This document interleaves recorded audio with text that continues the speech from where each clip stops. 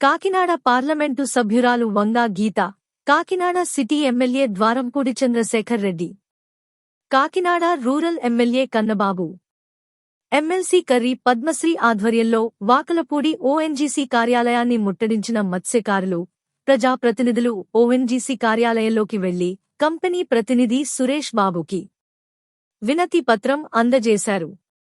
ONGC అధికారులతో చర్చించిన వంగా గీత, Chandrasekhar Reddy, Kannababu, curry Padmashri, Kakinada తీరంలో ఓఎన్జీసీ డ్రిల్లింగ్ కార్యకలాపాల కారణంగా తీరం నుండి 500 కిలోమీటర్ల పరిధిలో మత్స్యకారులు చేపల వేటకు వెళ్లరాదని, ఓఎన్జీసీ నిబంధనలకు వ్యతిరేకంగా మత్స్యకారులు ఆందోళన.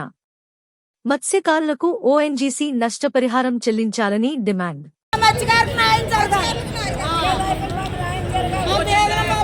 ఏదైతే ఇక్కడ ఇచ్చిన రిప్రజెంటేషన్ ఉందో ఆ రిప్రజెంటేషన్ కూడా మనం ఇవ్వడం జరుగుతుంది. రేపు ఈరోజు ఆలోచించి రేపు నేను మెసేజ్ పెడతాను. అదేవిధంగా ఎంపీ మేడం గారు, కురసాల కన్నబాబు గారు,